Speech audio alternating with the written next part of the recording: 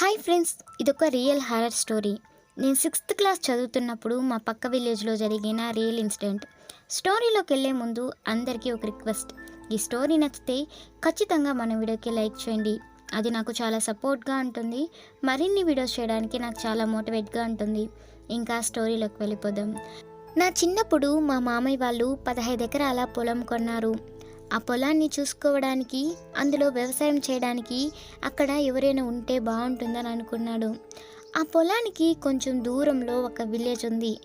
ఆ విలేజ్లో కొంతమందితో మాట్లాడి ఆ పొలానికి కాపలాగా పెట్టారు. కానీ వాళ్ళు ఆ పొలాన్ని బాగా చూసుకోకపోవడంతో మా మామయ్య ఎవరినైనా తెలిసిన వాళ్ళని పెడితే ఆ పొలాన్ని బాగా చూసుకుంటారని, మంచిగా వ్యవసాయం చేస్తారని ఆలోచిస్తున్నప్పుడు మా మామయ్య వాళ్ళకి వెంటనే మా నాన్న గుర్తొచ్చాడు.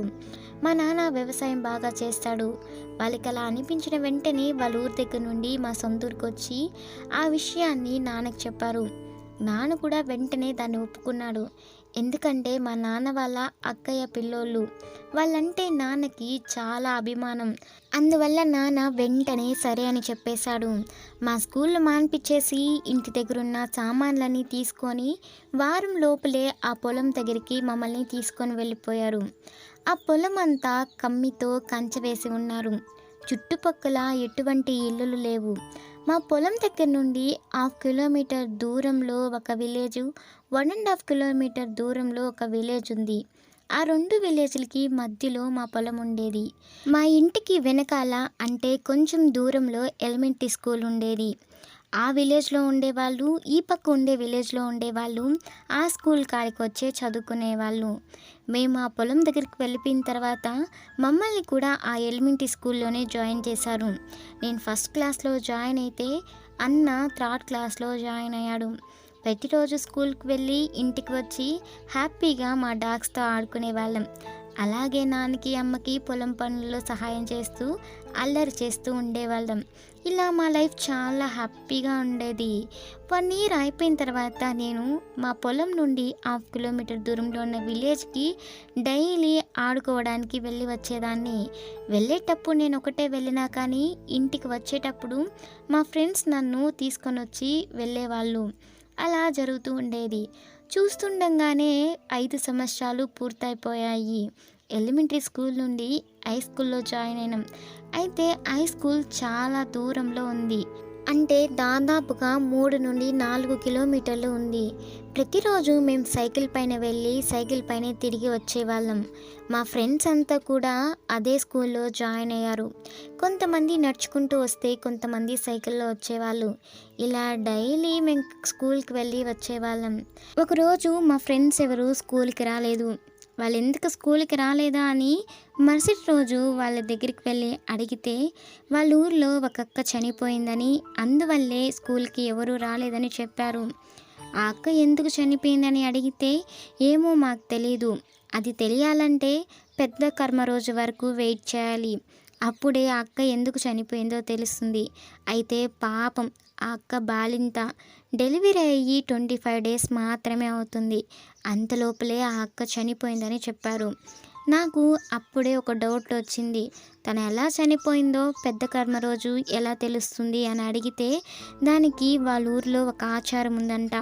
ఎవరైతే చనిపోతారో వాళ్ళ ఆత్మ పెద్ద కర్మ రోజు వచ్చి తను ఎందుకు చనిపోయిందో అని చెప్తుందంట అని నా ఫ్రెండ్ చెప్పింది. అది విన్న వెంటనే నాకు మైండ్ పోయింది. ఇదెలా అని అడిగితే పెద్ద కర్మ రోజు నువ్వు కూడా మా ఊరికి రా, తను ఎలా వస్తుంది, ఆ పూజలు ఎలా చేస్తారో నువ్వు కూడా చూడొచ్చని చెప్పింది.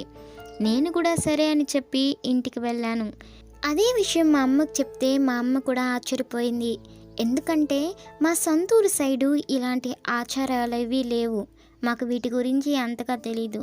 సరే నువ్వు జాగ్రత్త అని అమ్మ చెప్పింది. చూస్తుండగానే ఆ పెద్ద కర్మ రోజు వచ్చేసింది. రేపు ఆ కార్యం చేస్తారంటే ఈరోజే మా ఫ్రెండ్స్ అందరూ ఖచ్చితంగా నువ్వు రావాలని చెప్పారు. వాళ్ళు చెప్పినట్టే పెద్ద కర్మ రోజు నేను మార్నింగే రెడీ అయిపోయి వాళ్ళ ఊరికి వెళ్ళిపోయాను. అందరి ఊర్లో ఎలా చేస్తారో వాళ్ళ ఊర్లో కూడా పెద్ద కర్మ ఆ రోజు అలానే చేశారు.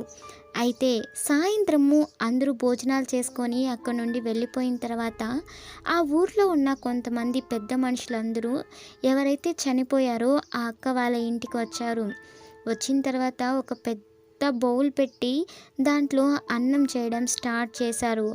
ఆ ఆ అక్క వాళ్ళ హస్బెండ్ని ఇంటి ముందర గుమ్మంలో కూర్చోపెట్టి ఆయన ముందరే అన్నం చేసి ఆ అన్నంలో ఒక నల్లటి కోడిని తెచ్చి ఆ కోడి రక్తాన్ని ఆ అన్నంలో కలిపారు. కలిపిన తర్వాత వాళ్ళ ఇంటి పైనంతా అన్నాన్ని చల్లి ఆ ఊర్లో ఉన్న అబ్బాయిలు మాత్రమే ఆ అన్నాన్ని తలపైన పెట్టుకొని ఏడుస్తూ పరిగెత్తుకుంటూ ఆ అక్కని ఎక్కడైతే పూడ్చారో అక్కడికి పరిగెత్తుకుంటూ వెళ్ళారు. అక్కడికి వెళ్ళిన తర్వాత ఆ అన్నాన్ని తీసి ఆ అక్క సమాధి చుట్టూ వేసి అక్కడేదో ముగ్గేసి మంత్రాలు చదివి అక్కడి నుండి నోటిపైన కొట్టుకుంటూ కొంతమంది ఏడ్చుకుంటూ పరిగెత్తుకుంటూ ఆ అక్క వాళ్ళ ఇంటి దగ్గరికి వచ్చారు. వచ్చిన తర్వాత అందరూ గట్టిగా ఏడవడం మొదలుపెట్టారు. అందులో ఒక పెద్దాయన ముందుకు వచ్చి ఎదురుగా ఎవరు లేకపోయినా అక్కడ ఎవరో ఉన్నట్టు నీకు ఎవరి పైనైతే ఇష్టం ఉంటుందో వాళ్ళ పైన వాళ్ళని చెప్పగానే అంతవరకు నార్మల్గా ఉన్న వాళ్ళ అమ్మగారు ఎవరైతే చనిపోయారో ఆ అక్క వాళ్ళ అమ్మగారు సడన్గా ఏడవడం మొదలుపెట్టారు. ఏడుస్తూ ఎవరైతే చనిపోయిన ఆ అక్క వాళ్ళ హస్బెండ్ ఉంటారో ఆ అతన్ని గట్టిగా పట్టుకొని ఏడవడం స్టార్ట్ చేసింది. అది ఎంత ఘోరంగా ఏడుస్తుందంటే అక్కడ ఉన్న వాళ్ళ కళ్ళల్లో కూడా నీళ్ళు వచ్చేసాయి. అంతగా ఏడుస్తూ నేనండి మీ ఆవిడ్ని అని గట్టిగా ఏడవడం మొదలుపెట్టింది. అప్పుడే నాకు అర్థమైంది వాళ్ళ అమ్మ పైన ఆ అక్క ఆవహించిందని. వాళ్ళ హస్బెండ్ని వదిలేసి వాళ్ళ కూతుర్ని పట్టుకొని ఎత్తుకొని ముద్దులాడడం స్టార్ట్ చేసింది. తనివి తీరా నేను ఎత్తుకునే అదృష్టం కూడా నాకు లేదమ్మా, కనీసము నా పాలు కూడా నీ కడుపు నిండా నేను ఇవ్వలేకపోయాను. నేను చేసుకున్న పాపమే ఇదంతా. ఆ రోజు నేను వెళ్ళకుండా ఉంటే ఈరోజు నీతో పాటు నేను సంతోషంగా ఉంటానని ఏడుస్తూ గుండెలు బాదుకుంటూ ఉన్నింది. ఎవరైతే పెద్ద ఆయనను వాళ్ళు అన్నారో ఆయన ముందుకొచ్చి ఆమెను పట్టుకొని కింద కూర్చోపెట్టి ఆమె పైన పసుపు కుంకపు నీళ్ళని కలిపి పోశాడు. పోసిన తర్వాత అసలు నీకేమైంది, ఎందుకు చనిపోయినావు, నీ బిడ్డ గురించి నువ్వేమైనా ఆలోచించావా, నీకు ఏదైనా అనారోగ్యం వచ్చి చనిపోయావా లేకపోతే ఇంకేమైనా జరిగిందా అని ఆ పెద్ద ఆయన ఆమెని అడగడం మొదలుపెట్టాడు. అడగడం వెంటనే ఆమె అప్పటిదాకా ఏడ్చడం కన్నా ఇంకా గట్టిగా ఏడుస్తూ అదంతా నేను చేసుకున్న పాపమే. ఆ రోజు ఏం జరిగిందంటే మా ఆయన పనికి వెళ్ళిన తర్వాత ఆయనకి ఇష్టమని నేను కోడికూరని చేసుకొని ఆయన కోసం ఆయన ఎక్కడైతే పని చేస్తున్నాడో అక్కడికి దాన్ని తీసుకొని వెళ్ళాను. నేను చేసిన పొరపాటు ఏమంటే ఆయనకి తీసుకొని వెళ్ళేటప్పుడు నాకు యూరిన్ రావడం వల్ల అక్కడ ఒక చెట్టు ఉంది, అది ఒక పెద్ద వేప చెట్టు. ఆ వేప చెట్టు కింద యూరిన్ పోసుకొని తర్వాత నేను మా ఆయన దగ్గరికి వెళ్ళిపోయాను. ఆయన దగ్గరికి వెళ్ళి ఆయనకి వడ్డిచ్చేసి ఆయన తినిన తర్వాత ఆ పాత్రలన్నీ తీసుకొని నేను ఇంటికి వచ్చేసాను. ఇంటికి వచ్చిన వెంటనే నాకు కలతగా అనిపించింది. తర్వాత ఏమైందో నాకు తెలీదు. 2 రోజులుగా నాకు కడుపు నొప్పి వచ్చి వెంటనే నేను చనిపోయాను. నేను చనిపోయిన తర్వాతే నాకు అర్థమైపోయింది నేను కడుపు నొప్పి వల్ల చనిపోలేదు, నన్ను ఒక ఆత్మ చంపేసిందని. ఆ రోజు మా ఆయన కోసం నేను కోడికూర ఎత్తుకొని వెళ్ళినప్పుడు ఎక్కడైతే నేను యూరిన్ పోసుకున్నానో ఆ ప్లేస్ ఒకరి సమాధి. ఆ సమాధి కాడే ఒక వేప చెట్టును నాటారు. ఆ సమాధి ఎవరైతే ఉంటుందో అతనే తన తోడుకి నేను కావాలని నన్ను చంపేశాడు. పసిబిడ్డ ఉందని కూడా అతను ఆలోచించలేదండి. ఇదంతా నేను చేసుకున్న పాపమే. ఆ రోజు నేను ఆ పని చేయకుండా ఉంటే ఈరోజు నా బిడ్డతో నేను సంతోషంగా ఉంటాను అని చెప్పి తన బ్యాక్ సైడ్ తిరిగి తను తిట్టడం స్టార్ట్ చేసింది. అయితే తన ముందర ఒక వేప చెట్టు ఉంది, అక్కడ ఎవ్వరూ లేరు. అందులో ఒక పెద్ద మనిషి అసలు నువ్వు ఎవరిని తిడుతున్నావు అటు తిరుక్కొని అని అడిగితే నన్ను ఎవరైతే చంపి తీసుకొని వెళ్ళిపోయాడో ఆ దుర్మార్గుడు ఇక్కడే నిల్చుని ఉన్నాడు.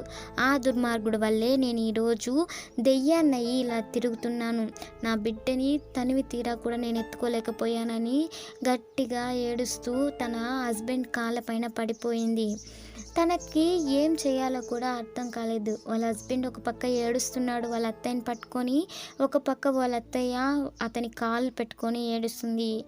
ఆ ఊర్లో ఉన్న ఒక పెద్దాయన జరిగిపోయింది, జరిగిపోయింది. ఇంకా నేనేం చేయలేను. ఇప్పుడు నీ బిడ్డకి మేమేం చేయగలము చెప్పు అని అంటే, ఆ ఆత్మ ఎవరైతే ఉందో తనకి ఒక చెల్లెలు కూడా ఉంది. నా చెల్లెల్ని ఇచ్చి నా భర్తకి పెళ్లి చేయండి. నా చెల్లెలు నా బిడ్డని కన్న కూతురులాగా చూసుకుంటుంది. అలానే ఈ వేప చెట్టు దగ్గర నన్ను కొలువి తీయండి. ఇక్కడ ఒక రాయిని పెట్టి, ఆ రాయికి పసుపు కుంకుమ అవన్నీ పెట్టి, నేనే ఆ రాయిలో ఉన్నట్టు నన్ను పూజించండి.